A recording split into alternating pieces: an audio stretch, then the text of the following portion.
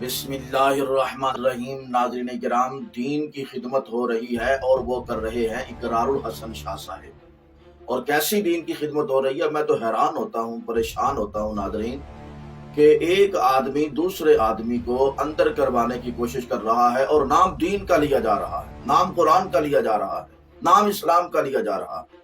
یہ کیسی دین کے ساتھ جناب والا آپ کر رہے ہیں، میں تو حیران۔ اقرار الحسن صاحب، آپ یہ بار بار دیکھیں، یہ دیکھیں، ایک کام کرتے ہیں، آپ کہتے ہیں دیکھیں خطیب کا ہاتھ ہل رہا ہے اور وہ ویڈیو سوشل میڈیا پہ وائرل ہو جاتی ہے۔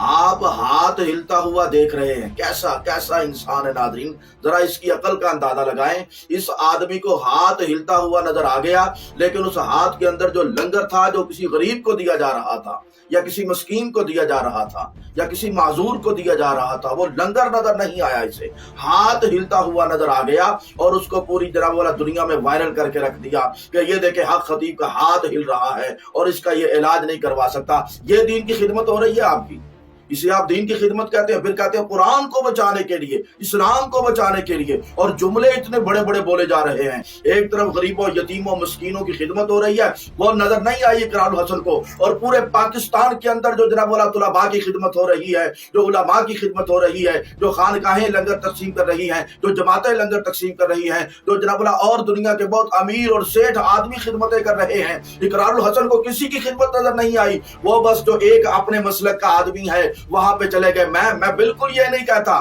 کہ وہ جناب والا کیا ظفر عباس صاحب نام ہے، میں نے تو نہ کبھی ان سے ملا ہوں، نہ وہاں پہ گیا ہوں، اور نہ ہی خطیب سرکار سے ملا ہوں، لیکن بات یہ ہے کہ صحافی کو بات جو کرنی چاہیے وہ دونوں طرف کی کرنی چاہیے۔ ایک طرف تو اس کو لنگر ہی نظر نہیں آ رہا، ایک طرف غریبوں کی خدمت ہی نظر نہیں آ رہی، ایک طرف تو ہاتھ ہلتا ہوا نظر آئے تو اس پہ بھی جناب والا ایک پورا کھمبا کھڑا کر دیا جاتا ہے، اور ایک طرف جا کر کہہ دیا جاتا ہے یہ جو دیکھو ظفر عباس صاحب جو کام کر رہے ہیں، پورے پاکستان میں ایسا کام اللہ کسی سے نہیں۔ ہم دیکھتے ہیں کہ پاکستان میں اس طرز کی انسانیت کی خدمت الحمدللہ اللہ تعالیٰ کی ذات کسی اور سے نہیں کروا رہی، جس کے لیے پروردگار نے ظفر عباس بھائی کو منتخب کر لیا۔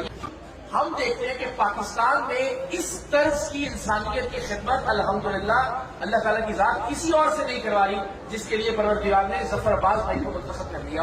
او بھائی اللہ کے بندے، ذرا باہر نکل، تجھے پتا چلے پاکستان میں دین کا کام کن سے کس طرح سے لیا جا رہا، تجھے پتا ہی نہیں ہے کسی چیز کا۔ تجھے دیکھ کر تو مجھے یہ ایک مثال یاد آ گئی، ایک جناب والا ایک کھو کا ڈڈو تھا اور ایک سمندر کا ڈڈو آ گیا، اس کھو کے اندر اس نے چھلانگ لگا دی۔ وہ جو کھو کا ڈڈو تھا وہ کہنے لگا یار تو کہاں سے آیا ہے؟ ڈڈو کہنے لگا میں تو سمندر سے آیا ہوں۔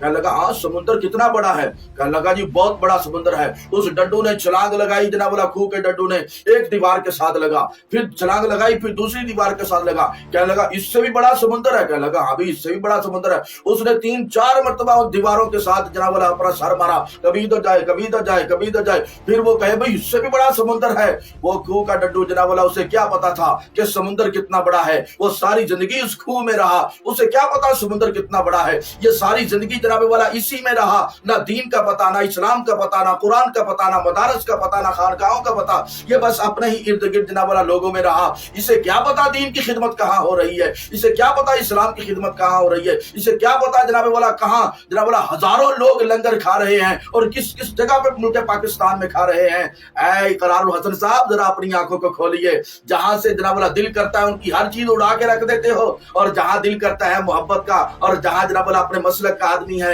اپنے جناب والا ذہن کا آدمی ہے، اپنے خیالات کا آدمی ہے، ہاں اگر جناب والا بار بار یہ کہتے ہو، حق خطیب کی وہ تصویر دکھاتے ہو، دیکھو جی میں نے میک اپ چھڑا دیا، کالے کپڑے تمہارے بھی چھوڑ چکی ہیں جناب، اب بہت کم نظر آتے ہیں، پہلے ہر جگہ پہ سوال ہوتا تھا۔